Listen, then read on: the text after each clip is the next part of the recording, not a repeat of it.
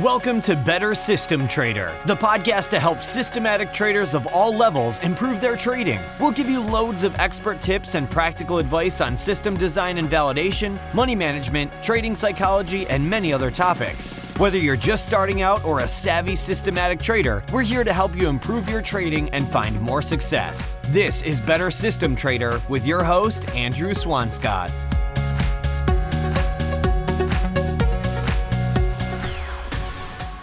Hi there, welcome to Better System Trader. This is episode number 108.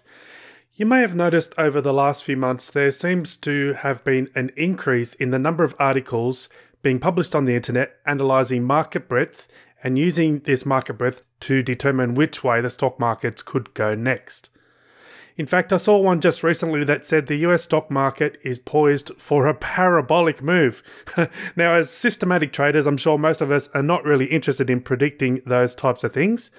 However, market breadth measures are very interesting because they can provide us with additional insights into the underlying conditions in the market that aren't so obvious looking at a price chart. So today, I want to share with you some market breadth knowledge from Greg Morris, who oversaw the management of over $5.5 billion. So let's take a few minutes now to hear from Greg about market breadth and what it can tell us about the underlying conditions of the markets. Yeah, thanks, Greg. So the second component you mentioned there was market breadth. Now, for those who may not be familiar with that, could you give us a quick explanation on what that is? Sure. Market breadth is the internal structure of the markets. I'll talk about the U.S., the New York Stock Exchange components.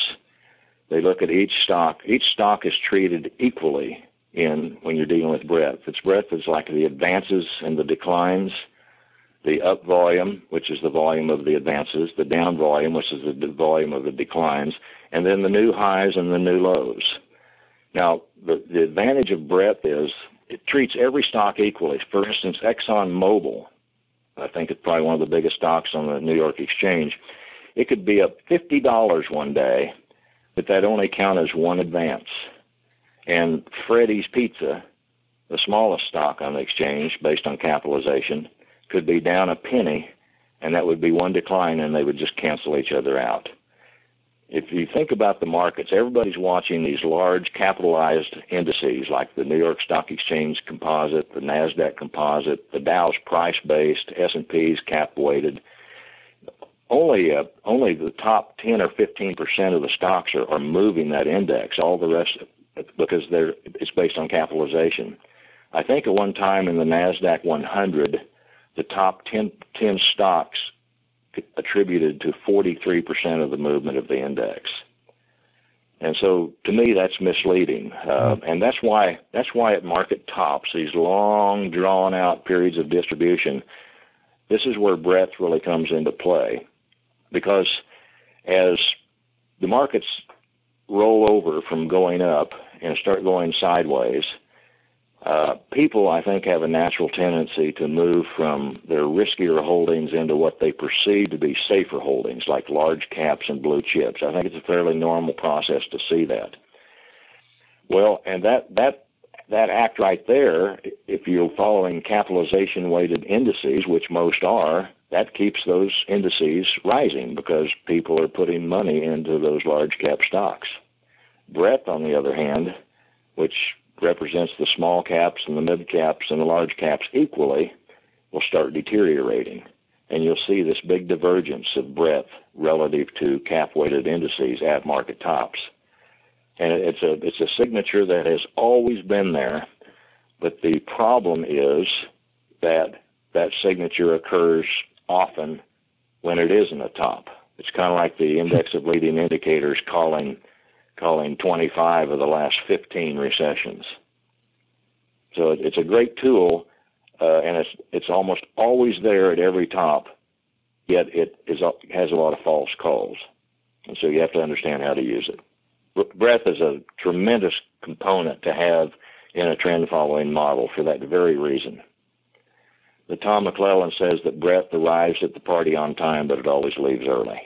I like that. So it sounds like there's different measures of market breadth, though. So how do you choose what works for you? Well, I use all the components. I have an advanced decline component, and I use it in a manner similar to the McClellan summation index.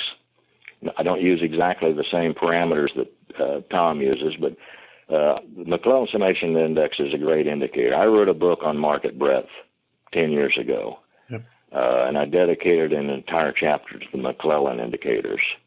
And in fact, I'm rewriting the book. It's going to be available on Kindle here next year, and with updated charts.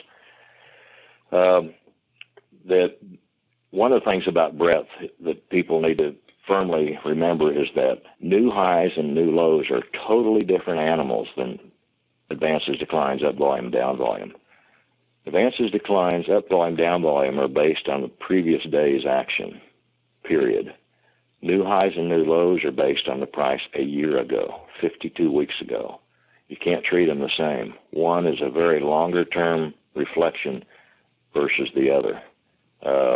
But I use them all. The up volume, down volume measures tend to work better than the advanced decline measures. I've got one that uses both up volume, down volume, and advanced declines. So yeah, breadth is probably 40% of my model.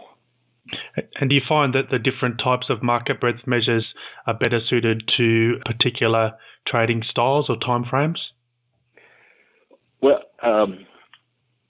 probably. That's not much of an answer, but I know that long ago I used the New York Stock Exchange breadth, and in the last 10 years I do nothing but NASDAQ breadth. And the reason I do that is because in 2001, Dick Grasso, who ran the New York Stock Exchange, wanted to loosen the entry requirements for listing on the New York Exchange.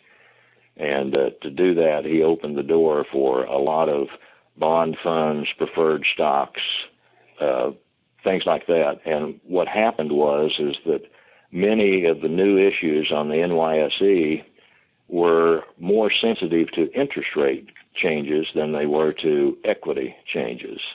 And when breadth doesn't care what it is. If it goes up, it's an advance. If it goes down, it's a decline. And I don't think the breadth data is as good on the New York Exchange as it is on the NASDAQ. The NASDAQ is a wonderful high beta index for a trend follower to use because it goes up faster and it goes down faster. It's got everything in it, large cap, mid cap, micro cap, small cap. It's got almost all the sectors. Probably the one area that it doesn't seem to have a good representation is in the financials. But it has dogs. It has everything. So I follow strictly the NASDAQ breadth now. And I use the NASDAQ composite for my price measures. Thanks to Greg for sharing that. Some interesting ideas in there to test and to watch out for in the markets. Now, that episode was recorded about 2 years ago, I think, and since then, Greg has published a book on market breadth or market internals indicators. So if you want more info on that, check out the show notes page at bettersystemtrader.com/108. I have a link to the book from there. Also, if you'd like more information on how to use market internals in your own trading strategies, head on over to tradingmarketinternals.com. We have some free information available there too. And that's it for today. Enjoy the rest of your week, and I'll catch you at the next episode, which is due to be released in just a few days' time. Okay, well, that's it for this episode. Thanks for listening. I hope you enjoyed the show. Come on over to bettersystemtrader.com. That's where you'll find all the previous episodes, all the transcribes, all the show notes, and all the free weekly trading tips. bettersystemtrader.com.